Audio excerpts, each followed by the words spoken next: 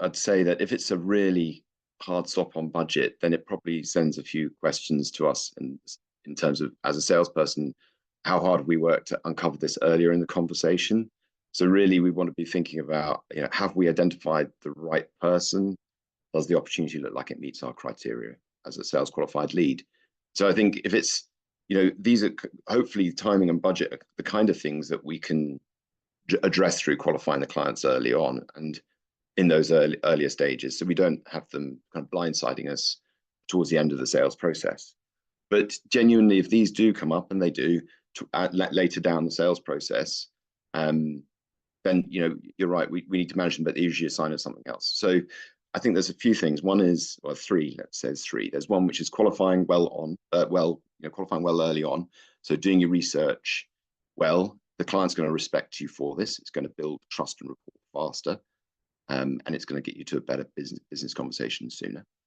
And the second thing, though, is I always find it, I sort of say, look for inconsistencies in behaviour through the sales process. So if we've done everything well and then we're suddenly seeing sudden changes or changes in behaviour or changes in activity, then that really signals new information, or should signal to us there's new information here that we aren't aware of.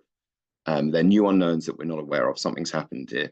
We need to seek to understand those, because a response like suddenly someone coming up after all the planning you've done and saying, oh yeah, we don't have the budget for this, it does signal that something's changed that you haven't been aware of. So we need to sort of seek to understand that, I think, and use your questioning skills around that to understand that better, and at the end of the day, help them, because it's likely if there's a sudden change in their behavior or sudden change in the process, something's gone wrong possibly at their end as well.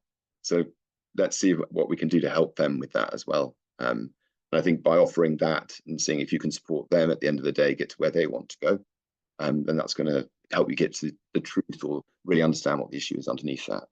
So the second one there was looking for inconsistencies in the behavior.